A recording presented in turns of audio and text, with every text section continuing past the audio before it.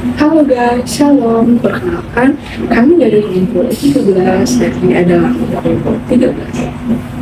Baik, di sini kami akan menjelaskan tentang atribut-atribut Allah yang tidak dikomunikasikan, khususnya atribut Allah yaitu ketidakterbatasan.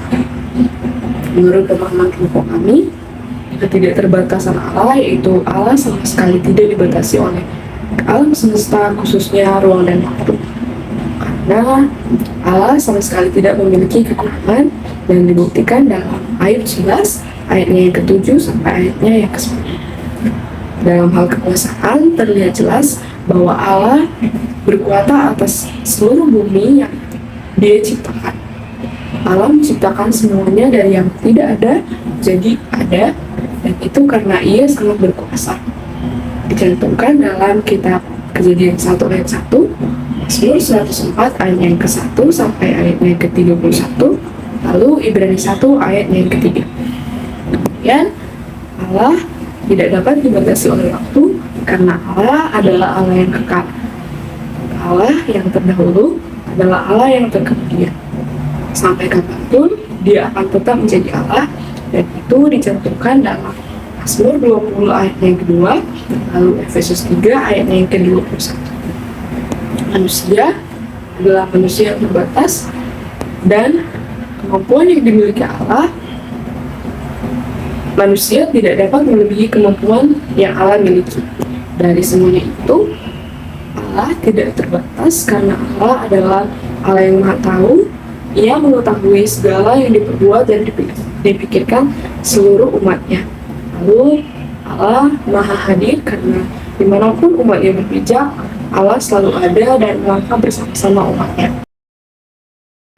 Dan menurut refleksi saya, ketidakterbatasan Allah dalam hidup saya yaitu ketika Dia mengetahui segala yang ada dalam diri saya, segala yang saya perbuat, dan apa yang terjadi dalam hidup saya. Segala pergumulan yang saya lakukan, Tuhan tahu, dan Tuhan pasti menjawab segala doa-doa saya. Lalu Allah Maha Hadir karena dimanapun saya berada, dimanapun saya melangkah, Allah selalu bersama-sama dengan saya.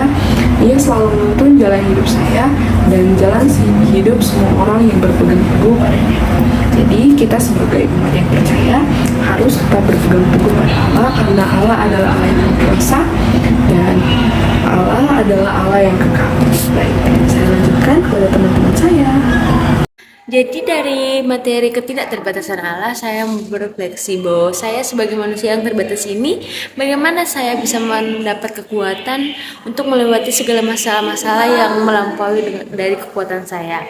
Nah, itu semua karena Tuhan yang tidak terbatas membantu saya, menguatkan saya sehingga saya bisa ada, saya bisa kuat sampai dengan saat ini. Allah kita itu adalah Allah yang hidup dan Allah yang tidak terbatas. Dan melalui pengakuan keterbatasan Allah tersebut, saya menjadi sadar bahwa diri saya ini merupakan seorang manusia yang penuh dengan keterbatasan, sehingga saya harus tetap terus bersandar kepada Tuhan dan terus mengandalkan Tuhan dalam segala hal.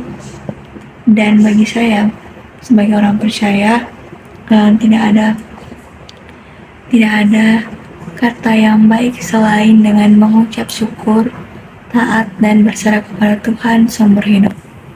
Sekian dari saya, terima kasih.